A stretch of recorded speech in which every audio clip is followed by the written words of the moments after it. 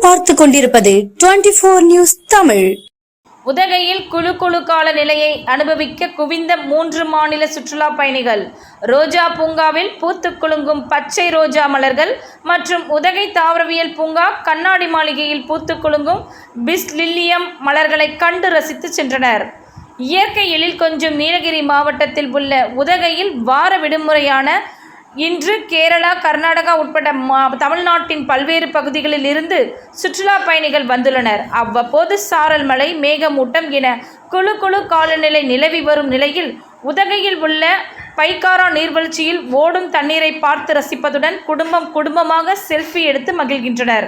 இந்நிலையில் உதகை ரோஜா பூங்காவில் அரிய வகை பச்சை ரோஜா மலரான ரோஜா மலர்கள் பூத்துள்ளது. இதனையும் ஆச்சரியத்துடன் சுற்றுலா பயணிகள் கண்டு ரசித்து செல்லும் நிலையில் உலக புகழ்பெற்ற அரசு தாவரவியல் பூங்காவில் உள்ள பழமை வாய்ந்த கண்ணாடி மாளிகையில் பராமரிக்கப்பட்டு வரும் பிஸ்லில்லியம் மலர்கள் செடிகளில் தற்போது பிஸ்லில்லியம் மலர்கள் பூத்து குலுங்குகின்றன. இதனை சுற்றுலா பயணிகள் கண்டு மகிழ்கின்றனர்.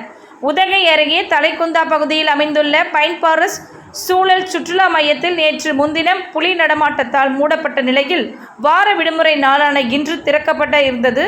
இங்குள்ள இயற்கை காட்சிகளையும் குடும்பமாக சுற்றுலா பயணிகள் கண்டு ரசித்து சென்றனர்.